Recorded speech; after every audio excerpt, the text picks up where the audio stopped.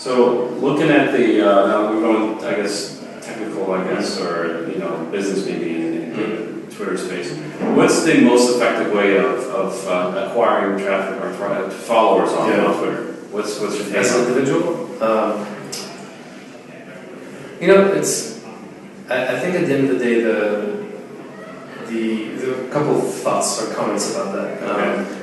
I think in general, the attention to the number is something that maybe doesn't really matter as much. Where it's, like the difference between 5,000 and 20,000 followers maybe actually isn't as important as truly having the right audience. Because like the quality of followers and the kind of responses and the reach that you get from them is that's where you really get it at scale. Right? Like for example, 5,000 high quality followers that are going to retweet you is far more impactful than 20,000 that are just random people that are not necessarily that interested in the content and information.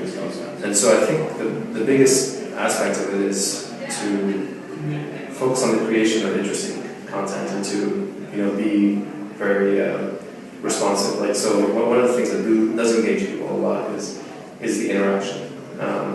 Twitter is probably the only place on the web in the world where you make everyone reachable at some level, right? Like you can touch any individual and connect with them directly, and that aspect, I think that's how you get the right audience is by engaging.